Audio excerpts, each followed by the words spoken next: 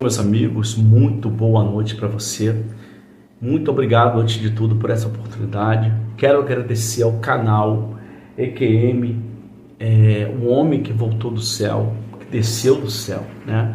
Por essa oportunidade que eu estou tendo de falar algo tão particular, tão meu, né? Que eu não tinha coragem de falar, mas que levou 6 anos até agora para me revelar para vocês. E deixar muito claro que essas experiências que eu tive no mundo espiritual me fizeram tomar decisões na minha vida, que dentre elas foi largar a função de pastor, né? Então, antes de tudo, antes de eu falar, eu quero provar para vocês, né, do que eu estou falando aqui. Eu tenho essa carteira, né? Eu coloquei o dedo aqui para não expor a instituição que eu fazia parte, mas se você olhar bem, você vai ver que está escrito aqui pastor evangélico, né? Ministro evangélico, e era exatamente isso que eu era na igreja, né? Então eu era uma pessoa que eu tinha a minha função, né? Eu tinha a respeitabilidade da igreja, eu tinha um povo que confiava no meu trabalho e também tinha as regras doutrinárias da igreja, que era jamais pregar heresia, tudo aquilo que é utópico, fora do contexto daquilo que nós ensinamos dentro do Evangelho de Cristo e que foge daquilo que Jesus falou, né? Ele é considerado uma heresia. Mas e quando você começa a ter contato com o mundo espiritual de uma forma tão tremenda e agora você vai de contra aquilo que você estudou?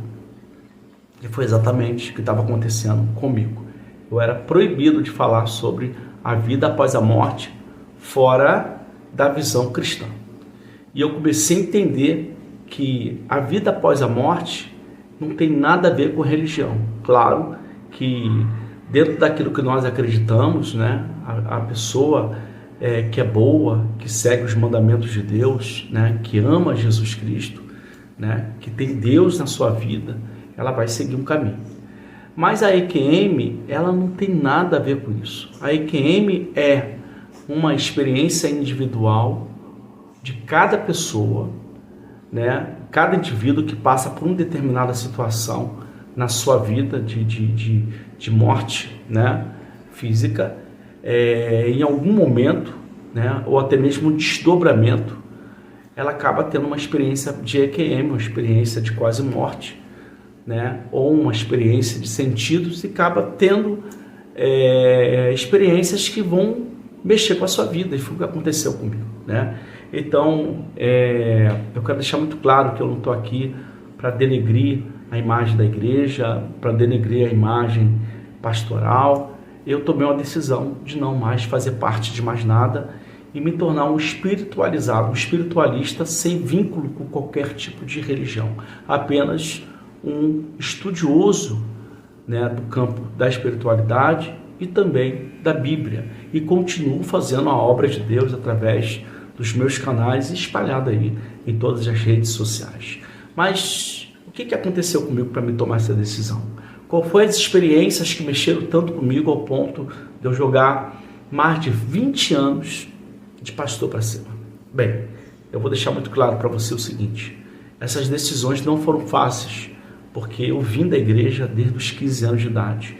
Então estudei, passei por um seminário, me desenvolvi com todas as etapas dentro daquilo que manda o figurino na igreja e me tornei um pastor, né? Mas o que me fez largar a instituição cristã evangélica no Brasil foi exatamente as experiências que eu tive com os mortos. E esses mortos eram entes queridos muito próximos: meu pai, minha mãe e minha irmã.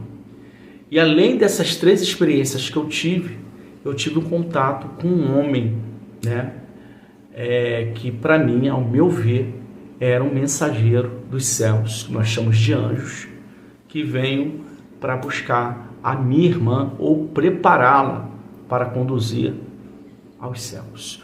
Os céus existem, né? A Bíblia menciona ele mais de 600 vezes só no Novo Testamento.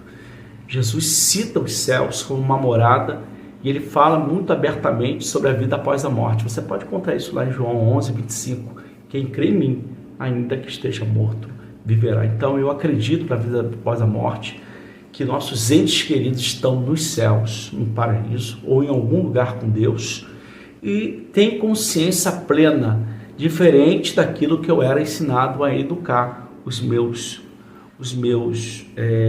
alunos, né, quando eu estava ali na IBD, ou até mesmo em alguma pregação, que os mortos morrem e vão para os céus e dormem. É essa a imagem e a mensagem que eu tinha recebido durante muitos e muitos anos, era essa a doutrina que eu passava. Até aí, tudo bem.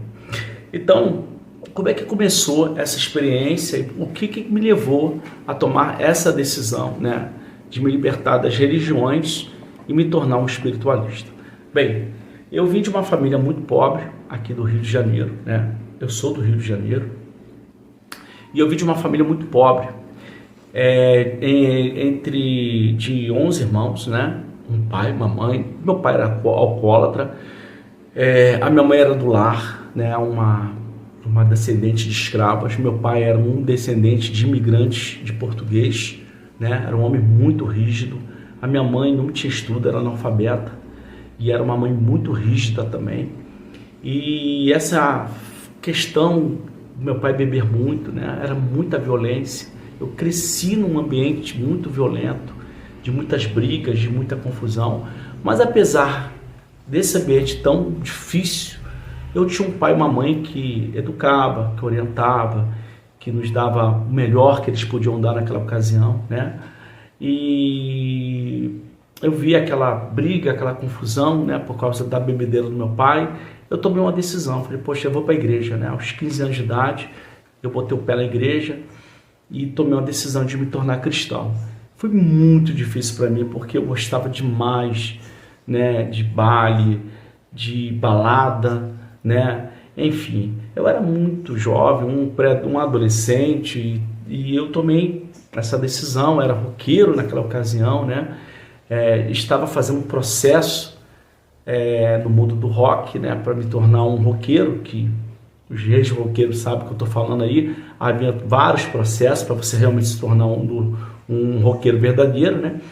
Mas eu joguei tudo para cima, falei, pô, eu vou virar evangélico e eu vou tentar ajudar meu pai e minha mãe, né, com a mensagem que eu vou aprender lá, né, com aquilo tudo que eu vou aprender lá. E aí, aos 15 anos, eu pisei na igreja, me tornei um cristão. E ali eu comecei na Assembleia de Deus. Minha mãe era kardecista, né? Então minha mãe era do berço da espiritualidade. Meu pai era um católico, né? E eu sabia que trazer uma nova doutrina, né, seria um impacto muito grande dentro da minha família. Mas eu comecei então a falar do amor de Deus para minha mãe. Eu falei assim, mãe, vamos para a igreja, pô, Jesus é uma senhora. E eu comecei a aprender todo aquela forma de você ensinar, de você educar, de você catequizar as pessoas, né? Eu recebia o treino na igreja e ia na minha casa. Minha mãe então aceitou o convite. Nesse convite que minha mãe aceitou, eu a levei. E na igreja, na ocasião, nós tínhamos ali um livro chamado A Divina Revelação do Inferno, de Catherine Mary Baxter, que é uma autora americana, que estava sendo divulgado aqui no Brasil, né? Eu estou falando ali da década de 91, 90, 91. Nós tínhamos ali o testemunho do Adão Campos, que era um pastor que havia levado um tiro, tinha morrido, tinha voltado do mundo dos mortos. E eu levei minha mãe para ver esse testemunho do Adão Campos, né? Minha mãe adorou, minha mãe chegou na igreja, né? Ouviu o testemunho, se apaixonou pelo testemunho. E tradicionalmente a igreja ela tem ritos, né? O primeiro rito seria você ir à igreja, o segundo seria você levantar as mãos para Jesus quando o pregador convida você a ir à frente. E o terceiro é passar por treinos, orientações, instruções, passar pelo tanque batismal e se tornar um cristão, fazer parte do corpo de membresia da igreja. É assim que é o processo de transformação, né, de uma pessoa comum para um cristão. E minha mãe não deu tempo, ela simplesmente chegou na igreja, escutou a mensagem, e eu muito feliz com aquilo, né? A minha mãe foi para casa. Passou-se uma semana, a minha mãe faleceu, minha mãe infartou, né? Eu lembro que a minha mãe infartou, era 2 horas da manhã, isso aconteceu em 1996, tá? Então, é muitos anos. E eu fui chamado pela minha irmã, né, minha irmã Zoinha, gritando, dizendo que minha mãe estava morrendo. Ao chegar dentro ali onde a minha mãe estava, né, com aquele processo ali, né, da morte, né, do infarto no miocárdio. E eu peguei a minha mãe, né, eu era muito forte para fazer musculação naquela ocasião, gostava de fazer musculação.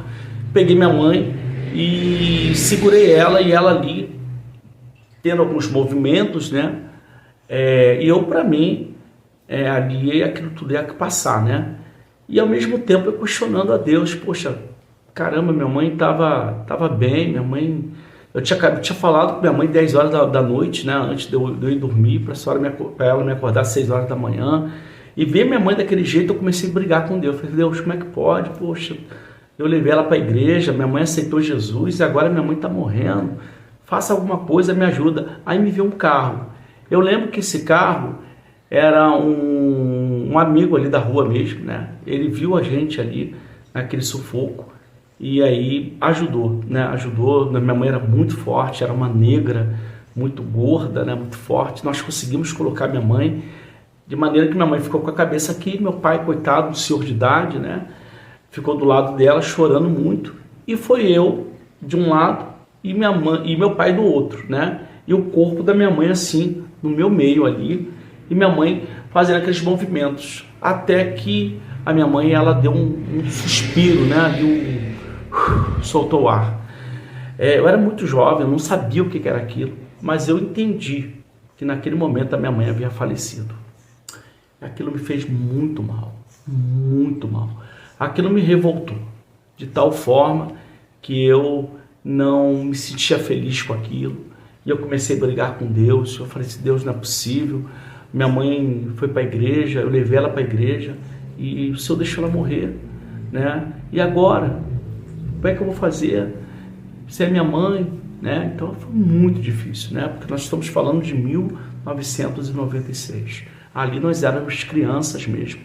Só para vocês terem noção, naquela ocasião, as mães que colocavam a mão no fogo, que faziam a comida, a gente não tinha essa liberdade de estar peitando um pai e uma mãe, não tínhamos a liberdade de entrar numa cozinha, botar a mão numa panela. Quem fazia comida era minha mãe. Então perder minha mãe, né, com meu irmãozinho de 6 anos, com outro ali de 12 anos, eu com 15 anos, foi muito difícil. Então eu entrei no processo de negação, de apostatação, da dúvida da fé, e já comecei a questionar Deus. Por que o Senhor levou minha mãe? Por que o Senhor levou minha mãe? Por que o Senhor levou minha mãe? E eu via meu pai chorando, meu pai pedia a morte, né? Pedia demais a morte, chorava, eu quero morrer. E eu chegava para ele, pai, não precisa ficar assim, fica tranquilo, você tem teus filhos aqui. E meu pai entrou numa depressão muito forte, né? E aquilo me fez realmente reclamar com Deus. Deus, minha mãe não merecia isso. Por que o Senhor levou minha mãe? Por que o Senhor levou minha mãe?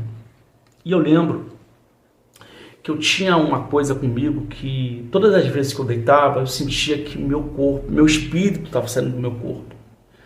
E eu não entendia muito bem isso, né? Quando eu chegava na igreja para falar, os pastores falavam assim, isso aí é Deus querendo te arrebatar, Deus quer te mostrar alguma coisa, mas eu ficava com muito medo porque eu não conseguia me mexer. Então, até o dia que eu estava muito cansado, e isso aconteceu comigo, essa sensação de que eu estava querendo sair do meu corpo. Dessa vez eu relaxei, eu deixei acontecer, né? E aí, nessa ocasião, eu me via na frente da minha casa. E aí quem que aparece para mim? A minha mãe. A minha mãe apareceu para mim.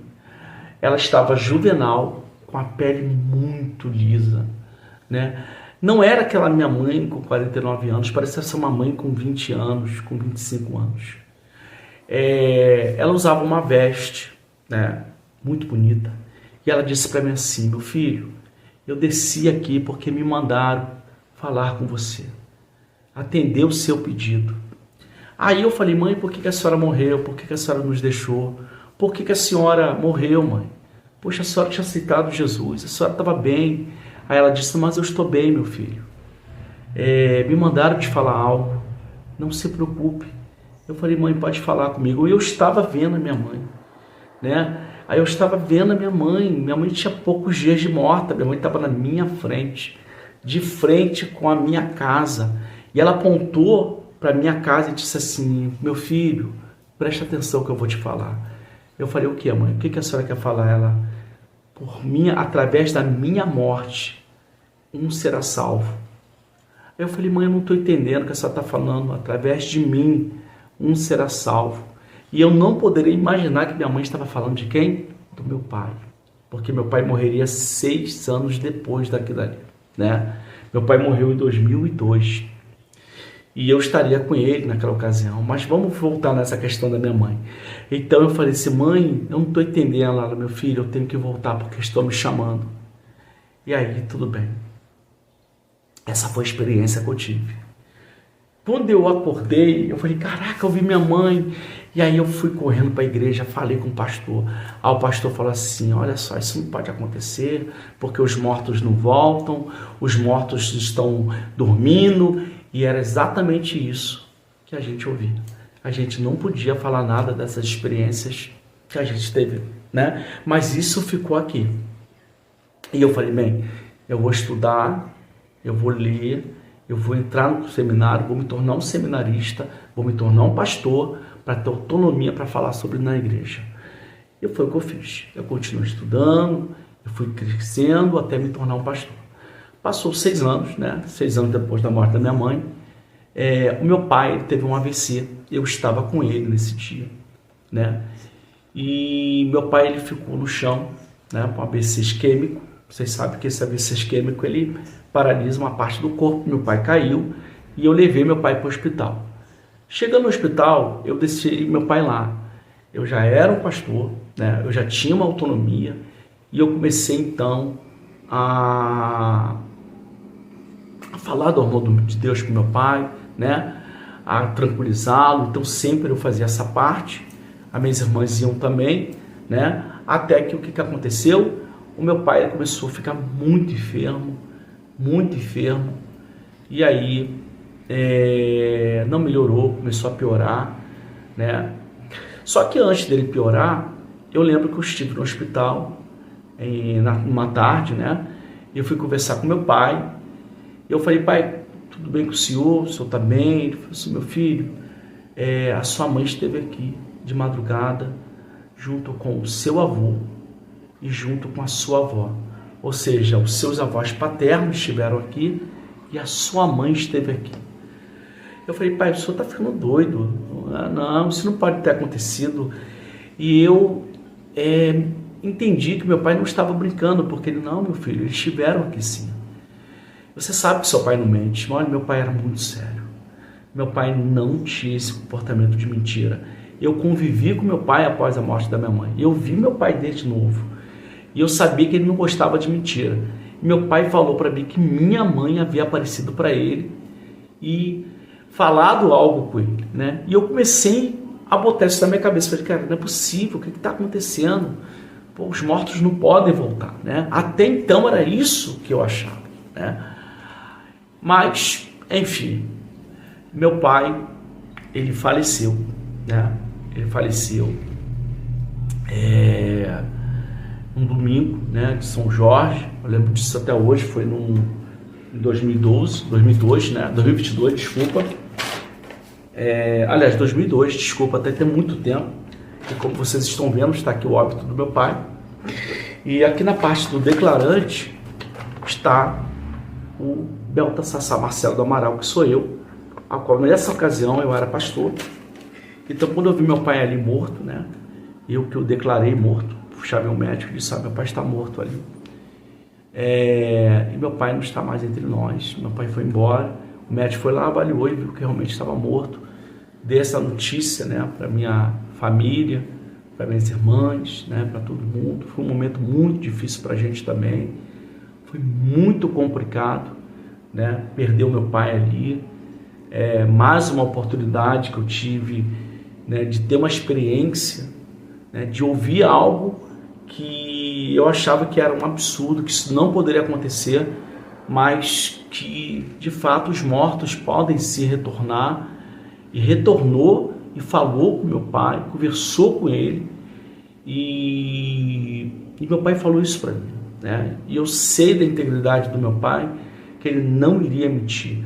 Era um português extremamente católico naquela ocasião, mas havia se convertido ao cristianismo, né, evangélico, e meu pai não tinha hábito de mentir. Então aquilo ficou aqui, ó, na minha mente. Até aí tudo bem, a vida transcorreu normalmente, né? A vida prosseguiu, até que o que acontece? Em 2019, né? A minha irmã, a Ana Lúcia, né? Ela adquire um câncer no útero. E esse câncer no útero que ela teve foi muito agressivo. Porque quando ela descobriu esse câncer, já tinha dado metástase, né? E nessa metástase, o médico falou para ela que ela não passaria de 2 anos. E eu era muito ligado a essa minha irmã, porque ela foi a minha alfabetizadora no passado, a minha irmã que me ensinou a ler, a escrever, né? Nós tínhamos um elo de ligação muito afetiva, né? Como irmãos, né? Ela gostava muito de mim. Eu era o educador dela, eu ensinava a Bíblia para ela. Minha irmã estava sempre nas minhas reuniões, quando eu ia pregar nas igrejas, ela gostava de ir. Então nós tínhamos uma ligação muito grande. Então durante aquele período ali do câncer da minha irmã, eu a preparei, eu falava do amor de Jesus para ela, falava sobre as experiências, né, que não existe a morte, que a morte é apenas um espaço momentâneo, desse corpo, né? Que esse corpo ele vai se desfazer, mas o verdadeiro lar, a verdadeira vida, ela virá após a saída deste corpo, né? Então todas as vezes que eu conversava com a minha irmã sobre isso, ela se alegrava demais, demais. E o que aconteceu, irmãos? Eu, para alegrar minha irmã, eu comecei a pedir ajuda a Deus sobre um fato que eu queria muito alegrar ela. E a gente não tinha mais mãe, mas a gente tinha tias, né? Porque a minha mãe deixou uma família. Veja bem, em 1996, quando a minha mãe morreu, a minha família perdeu o contato da família da minha mãe.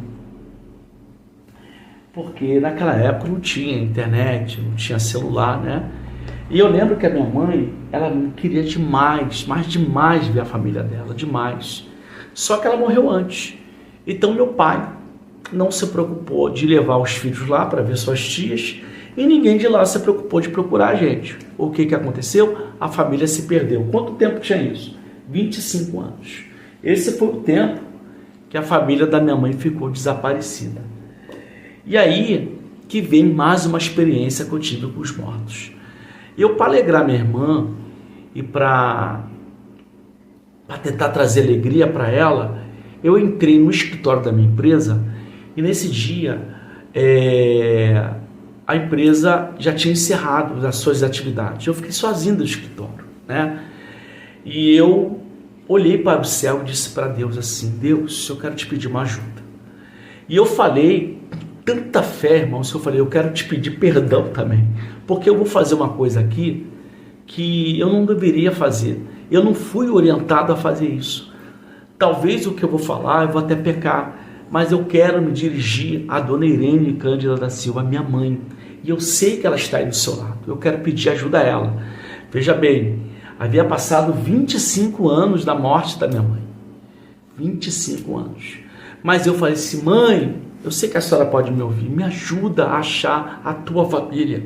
Desculpa.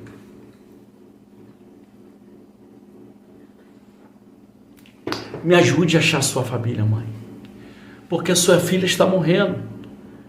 E eu fechei os meus olhos e eu falei: a sua filha está morrendo, Ana Lúcia está morrendo, e eu quero tentar achar a sua família para alegrar ela. E o que aconteceu, meus irmãos? Eu peguei, né? Eu peguei a certidão de óbito da minha mãe, e eu peguei os nomes paternos do meu pai, do meu avô paterno, né, da parte de mãe, materna, desculpa, né, avô materno, e avó materna. E peguei os dados ali e joguei na internet. E contei a história, né, da família da minha mãe, de onde eles estavam. Eu sabia mais ou menos que eles estavam em Nova Iguaçu, mas eu não sabia onde era. E eu falei, olha, é isso, tinha uma mãe, o nome dela é Dona Irene, ela teve uma irmã chamada fulana, um irmão chamado fulano e tal. Passou-se uma semana, ligaram, através daquele telefone que eu deixei, né, ligaram para minha mulher e falaram assim, olha, eu acho que eu sei quem é essa família que colocaram lá na internet, né, pedindo ajuda para achar. E essa pessoa, né, ela morava próxima a essa família da minha mãe e ela viu esse relato nas comunidades que eu coloquei ali nas redes sociais, principalmente no Facebook, e ela entrou em contato com o telefone que eu deixei ali, né? Caso vocês que saibam quem é essa família, façam contato por esse telefone. E essa menina entrou, ela disse, olha, pelas características que você está colocando aqui, eu acho que eu sei quem é. Irmãos, por incrível que pareça, 25 anos depois, eu encontrei a família da minha mãe. E consegui ir lá nessa família, né, das minhas tias, e trazê-los, né, para conhecer a família daqui. E para surpresa, a família da minha mãe não sabia que minha mãe tinha falecido. E aí a gente descobre o lado negro da coisa, né, irmão? Que meu pai era um pai meio chato, né, na época, né, porque era uma geração diferente, não deixava minha mãe ir lá. E aí eu pedi perdão a eles em nome do meu pai. E tive que levar também a informação de que minha mãe estava morta. Eles não sabiam. Eles passaram 25 anos achando que minha mãe estava viva. Minha mãe estava morta. Mas até aí tudo bem. Achei a família veio. Nós fizemos uma reunião, fizemos um churrasco, né? E a família da minha mãe se alegrou demais, né? Com aquela festa que nós fizemos ali. A minha irmã, essa Ana Lúcia, né, que faleceu de câncer, ela ficou muito feliz, ela me agradeceu, meu irmão, muito obrigado pelo que você fez, muito obrigado. Naquela noite eu tive um sonho, a minha mãe apareceu para mim de novo, e ela disse assim, meu filho, muito obrigado por ter encontrado a minha família, obrigado por ter encontrado os meus irmãos. Irmãos, isso não pode ser coincidência. Não pode ser. Eu pedi ajuda à minha mãe dentro de um quarto do escritório de uma empresa, sozinho. Ninguém ouviu. E aí, poxa, 7 dias depois, a minha mãe aparece num sonho e diz muito obrigado por ter achado a minha família. Irmãos, não há o porquê eu duvidar disso. Não há o porquê, né? E eu comecei a entender que eu estava tendo uma ligação com o mundo dos mortos, que não era o mundo dos mortos, mas era um mundo de vida, daqueles que realmente saem deste mundo com Deus, estão com Deus, estão vivos e podem vir até nós sim, através da vontade de Deus. Bem, eu fiquei muito feliz, né? E aí passou todo aquele processo com a minha irmã começou a ficar muito doente, o câncer começou a tomar alguns órgãos dela, né? E aquilo me deixou muito chateado, porque ela vinha até mim, ela, meu irmão, estou sentindo a sensação da morte, e eu falava para ela, não se preocupe, minha irmã, porque a morte não bate na porta daqueles que creem em Deus, né? Quem bate na porta daqueles que creem em Deus são os anjos do Senhor, que os judeus chamam de Malá, que são servos, ministros enviados para servir os herdeiros da salvação. Está lá em Hebreus 1,14. Aí ela ficava tranquila, né? Quando ela falava, ela sentia a dor, o sofrimento, a depressão, e sabia que ia morrer, ela vinha até mim, e ela me pedia ajuda, eu ia lá, dava uma palavra, saia forte, até o dia, irmãos, que ela pegou minha mão, ela disse assim, minha irmã Marcela, me ajuda, bota a mão na minha cabeça, não deixa eu morrer, irmãos. Eu vou dizer uma coisa para vocês. Naquele dia eu me senti inútil. Naquele dia eu me senti podre, eu me senti incapaz, porque ela me pediu para mim usar o poder da fé, o poder que eu recebi como pastor, né? E quando você vê as passagens da Bíblia Mateus 28, 18, todo o poder foi me dado nos céus e na terra, e eu te dou o poder para tu fazer coisas sobrenaturais. Jesus falando isso. E você saber que a sua oração, irmãos, não consegue curar nenhuma picada de mosquito. Você começa a apostatar. E foi aonde eu comecei a entender que a religião não tinha mais valor para mim. Eu comecei a entender que a religião já não era aquilo que eu imaginava. Eu era um pastor, eu era um homem de Deus, eu tinha uma igreja ali para cuidar, mas no momento que eu mais precisei da minha fé, de usar o poder da palavra de Deus, eu me senti frouxo e eu disse para minha irmã, me perdoe, se eu pudesse eu te ajudaria, mas eu não tenho o poder de repreender a morte física, mas eu tenho o poder de te dar a vida eterna através de Jesus Cristo, através daquilo que eu acredito. Aí ela se alegrou e ela foi dormir. Nesse dia eu comecei a chorar. Eu chorei copiosamente a noite toda, eu chorei muito. E eu entrei numa apostatação. Apostatar quer dizer duvidar e questionar a Deus, porque eu sabia que Deus me ouvia. E eu falei, Deus, a minha irmã me pediu uma ajuda ontem, eu não pude ajudá-la. A minha irmã pediu para me orar ela, eu não pude fazer nada por ela. E eu não consigo mais ser pastor. Eu vou abandonar a minha função. Eu vou deixar a igreja porque eu não posso mais continuar. Porque eu não acredito mais naquilo que eu estou pregando, naquilo que eu estudei a minha vida toda, né? Aquilo que a gente desenvolve, né? Um teólogo, aquilo que você tem de conhecimento, mas na hora de você usar a sua fé, você não consegue curar as pessoas. O que está acontecendo? A falha está em mim? A falha está naquilo que nós estamos ensinando? Ou a gente está ensinando tudo errado? E eu falei para Deus assim, Senhor, eu consigo ver o mal, mas não consigo ver o Senhor. Então, eu comecei a questionar, irmãos. É um direito meu de questionar a Deus. Eu peguei os Hebreus 1,14, está escrito lá, porventura não são eles ministros da justiça enviados para servir os herdeiros da salvação? Falei, Deus, quem é que vai vir buscar minha irmã? Quem é? Porque eu não consigo ver. Eu quero ter certeza se você está com a gente, se realmente é o Senhor que vem buscar aqueles que servem o Senhor. Eu preciso ter uma resposta, porque a minha irmã, ela está morrendo. Né? Se o Senhor não quer tirar esse câncer dela, pelo menos me mostra o que vai vir buscar ela. Irmãos, essa foi a minha terceira experiência, ou quarta experiência sobrenatural. Eu dormi naquela noite. Quando eu acordei, eu sempre acordei lúcido. Eu não tenho por que brincar. Eu não gosto de mentira. E eu não tenho problema com a mentira, né? Porque eu gosto da verdade. Eu sou libriano, né? Então você sabe que o libriano é aquele que são pessoas sensatas, pessoas que gostam de andar na régua, né? E eu não tinha por que mentir. E o que aconteceu comigo me mostrou algo sobrenatural, porque a resposta chegou para mim, meu amigo. Eu acordei 5 horas da manhã para ir trabalhar. Normalmente, quando eu acordava, a primeira coisa que eu fazia, e que eu faço até hoje, é ir ao banheiro, tomar um banho gelado. Beleza? Quem é ex-militar sabe o que eu estou falando. Eu sou ex-militar do Exército, tenho esse hábito até hoje. Acordei, vou para o chuveiro, uma ducha. Café, irmãos. Ligar no repórter. E foi exatamente o que eu fiz naquele dia.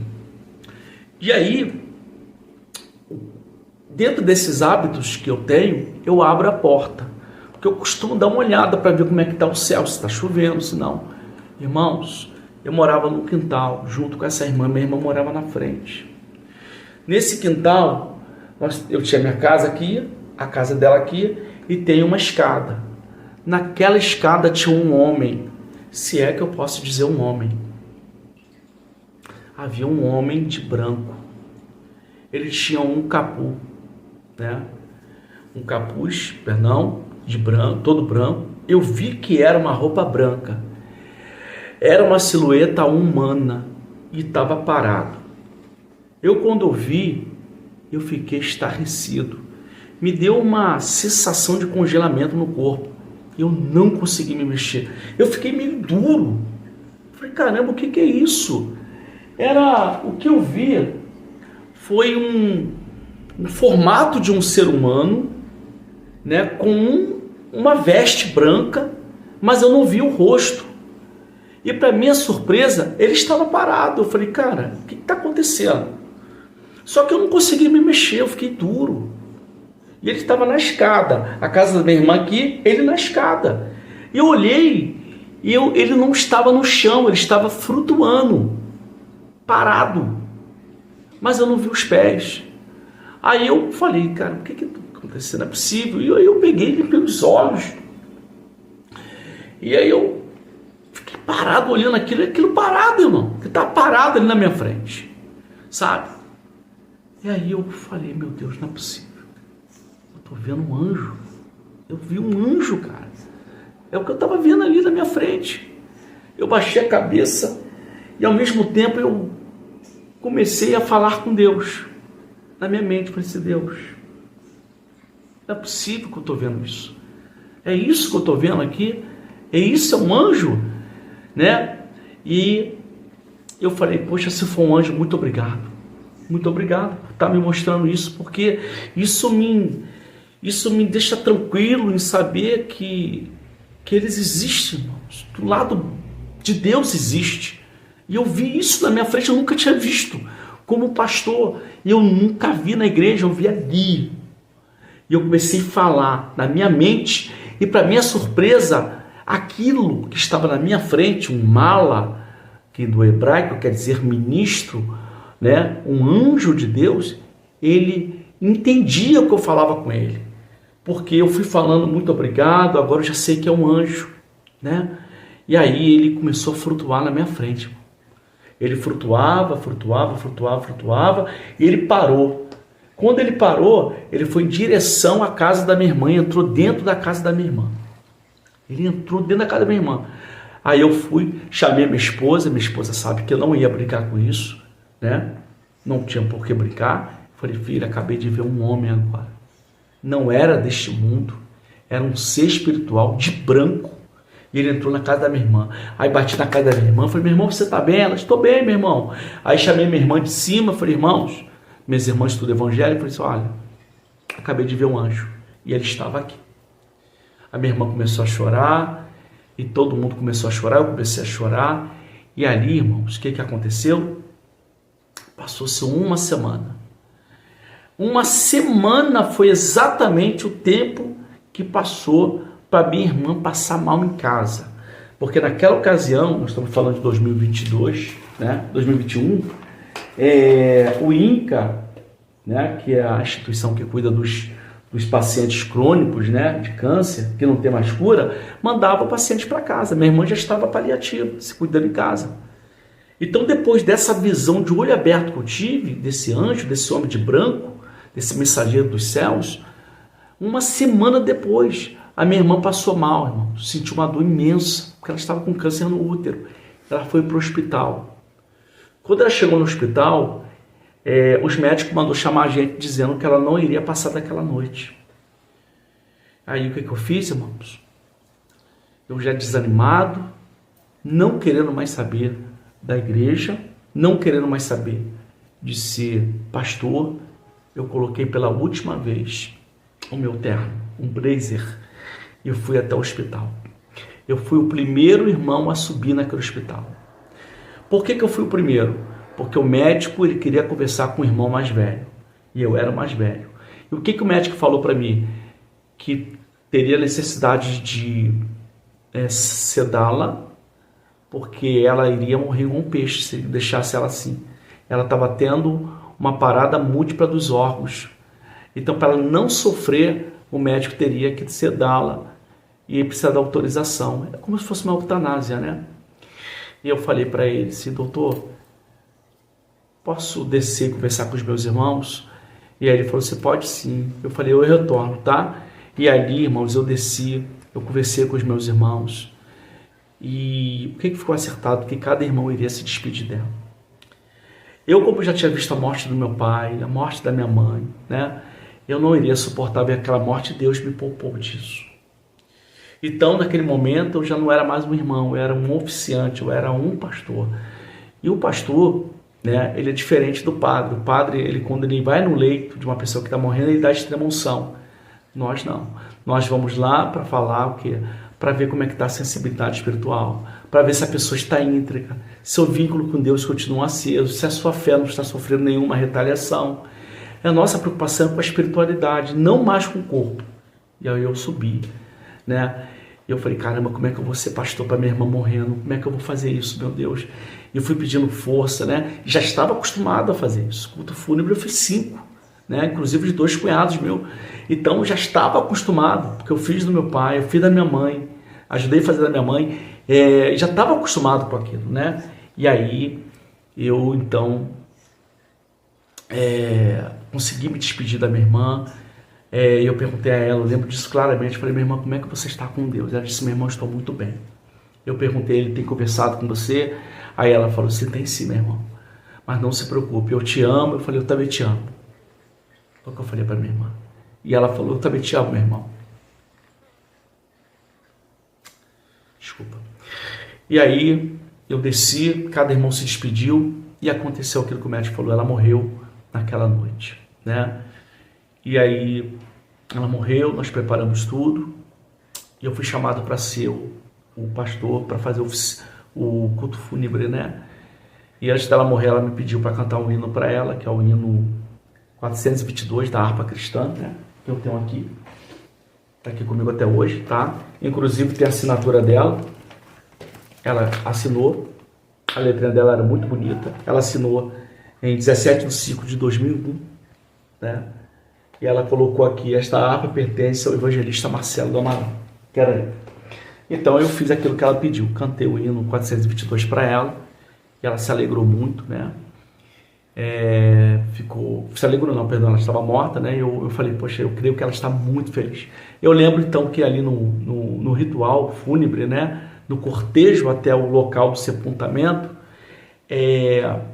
eu fui cantando 422 para ela, irei eu para ali na cidade, Jesus me dará um lugar. Quando o caixão bateu no chão, irmãos, eu escutei 3 barulhos no céu. Foram poucas pessoas que ouviram isso. A minha esposa que está aqui, está deitada, ela escutou isso. Eu perguntei a algumas outras pessoas, ninguém ouviu. Somente algumas pessoas foi selecionada para ouvir. 3 barulhos no céu, como se fosse um trovão. Bum, bum, bum. Eu falei, caramba, minha irmã está no céu. Da minha convicção, falei, para minha irmã, ela está no céu, acabou de chegar agora. Eu acredito, minha irmã, a alma dela, ela estava ali, né? Eu acredito, sabe? Enfim, até então a minha história terminaria aqui. Essa foi a minha experiência que eu tive com eles. Mas essa história não acaba assim. Essa irmã voltou em um sonho para mim. Eu tive um sonho com essa minha irmã. E ela falou para mim assim, ela estava muito bonita, muito juvenal, muito jovem. Ela disse, meu irmão, muito obrigado, né, pela força que você me deu. Eu estou salva, eu estou com Deus. E eu quero deixar um recado para você dar para 3 irmãs. E ela me entregou uma carta. Mas na carta estava escrito algo, eu não lembro exatamente. Ela só queria que eu entregasse e falasse para 3 irmãs. Zerete, Cristina e Zoinha, 3 irmãs que eu tenho. Falasse que amava muito elas e que estaria esperando elas naquele lugar. Irmãos, naquele momento que eu tive esse sonho, eu fui nessas irmãs, entreguei, todas choraram, né? E eu falei para Deus assim, nunca mais eu serei pastor. E eu decidi não mais ficar na igreja, porque eu entendi que existe uma vida após a morte, que não há necessidade nenhuma de religião. E eu quero resumir essa experiência que eu tive, né? Dizer para vocês o seguinte. Em 2 Coríntios 12, versículo 2 e 4, fala que Paulo, ele teve ao terceiro céu. Você sabe o que ele teve? Ele teve uma EQM, ele teve uma experiência de sentido pós-morte. o corpo dele, a alma dele saiu do corpo, sem precisar da morte. Ele visitou os céus. Mas a Bíblia vai dizer, né, que ele não pôde revelar essas experiências quase-morte, porque foi negada essa informação para ele. Isso é fato, irmãos. Estávamos numa igreja patrística naquela ocasião. Uma igreja fundamentalizada nas leis de Moisés, que rejeitava qualquer tipo de contato com os mortos. Inclusive, o próprio Moisés mandou destruir as pitonisas, né, que eram aquelas mulheres que adotavam a espiritualidade, né, para entregar ali algumas revelações, como as pitonisas de Delfos, na Grécia Antiga, né? Isso Moisés mandou matar.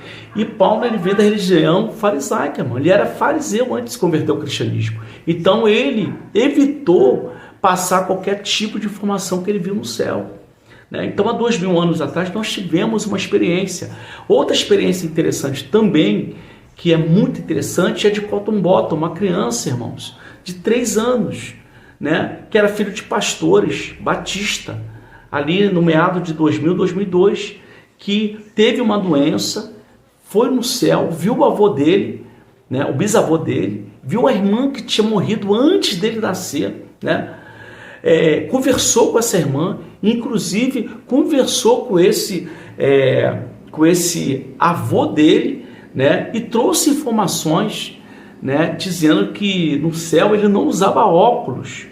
Então, assim, irmãos, o mundo talvez não esteja preparado para ouvir a verdade, mas a EQM, ela é de fato uma resposta de Deus para o mundo, dando uma chance para muita gente mudar. Por isso que muita gente, quando sai do corpo, que sai deste corpo e vai aos céus, ou vai em algum local, né, onde ali existem os seres de luz, os anjos do Senhor, que eu acredito dessa forma, eles passam informações para a pessoa voltar e dizer para as pessoas: olha, fala que existe a morte, ela não termina aqui, a consciência, ela não termina com a morte do cérebro, irmão, como até então a neurociência acreditava. Mas nós somos uma testemunha viva de que a morte, ela nada mais é do que o cessar do corpo, né? Do falta de vida desse corpo. Esse corpo, ele morre, mas a vida continua. Jesus vai falar isso em João 11, versículo 25.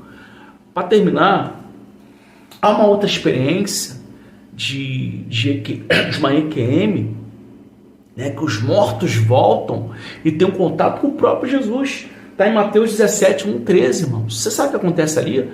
Ali existe a parábola, a transfiguração no monte, onde 2 personagens do Antigo Testamento aparecem para Jesus.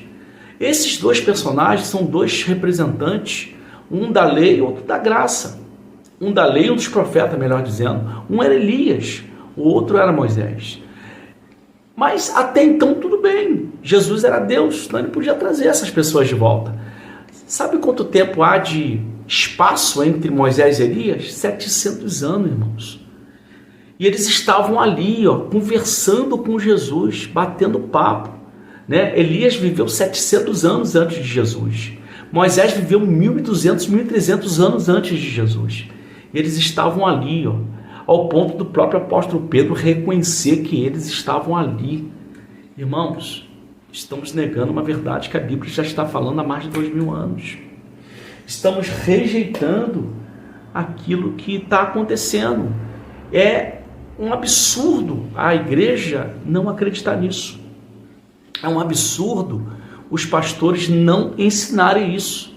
Aí precisou Deus tocar, né, num médico americano, que eu não lembro agora o nome, para criar a sigla EQM, né? Para dizer que as pessoas estavam morrendo, estavam voltando. Então, eu peço a vocês que dê atenção a isso, sabe? Que não misture, que religião não tem nada a ver com EQM. EQM é uma experiência individual de cada indivíduo que está passando por uma experiência de pós-morte, de quase morte, que está tendo a oportunidade de melhorar. Pelo que eu estou vendo, as pessoas estão melhorando, irmãos. Tem gente que era materialista, que era ateu, foi lá, viu coisa, viu um ente querido, quando voltou diferente. estão seguindo caminhos diferentes. Então eu agradeço muito a Deus por ter me mostrado que minha mãe, que minha irmã, né, estão nos céus, estão me aguardando lá. E eu acredito que quando eu deixar esse corpo, eu irei me encontrar com eles. Porque isso Jesus disse. João 11:25, quem crê em mim, ainda que esteja morto, viverá. Então creia e não duvide, né? E não misture a sua religião com as EQMs, porque a EQM é o departamento dos céus, de Deus. Muito obrigado. Desculpa o tamanho desse áudio, desse vídeo, perdão, e eu espero que vocês possam absorver aquilo que eu neguei durante 6 anos. Isso está comigo há 6 anos. Só a minha esposa e um amigo meu que sabe dessa experiência com esse anjo, com esse homem de branco, com esse ser espiritual que veio do céu falar comigo e levar a minha irmã, né? Porque eu sei que foi ele que levou. Eu tinha vergonha de falar isso na igreja, porque eu sabia que se eu falasse, eu seria excluído, seria maltratado. Então eu resolvi largar tudo, porque eu não acredito mais. Eu não posso estar dentro de uma instituição que nega que os indivíduos que morrem estão vivos. Só que eles dizem que estão vivos dormindo. E eu acredito que eles estão vivos entre nós, que eles podem até se comunicar com a gente. Não tenho dúvida nisso. Tá? Então essa é a minha experiência. E hoje eu sou um espiritualista, né? Sou formado em psicanálise. Estou me formando agora, até março, em TCC, Terapia Cognitiva Comportamental. E vou seguir essa área no futuro para ajudar pessoas, né, em todos os problemas e transtornos psíquicos que elas estão vivendo. Toda a minha experiência, né, como professor básico de teologia, pastor, e as experiências que eu tive na igreja, eu vou juntar com tudo isso para talvez dentro de um consultório poder ajudar vidas e mostrar para elas que além de todos os problemas que nós vivemos neste mundo, há uma esperança, e essa esperança está fora desse corpo. Que Deus abençoe a vida de vocês. Muito obrigado por essa oportunidade. Que esse canal tão maravilhoso de EQM, né, o homem que desceu do céu, ele possa continuar sendo próspero e sendo um canal e a mão de Deus neste mundo para revelar essa verdade que nem mesmo as religiões conseguem falar a verdade. Mas Deus é tão bom, irmãos, que Ele tem mostrado algo tremendo para muita gente. Se você não teve uma EQM, você vai ter. Shalom.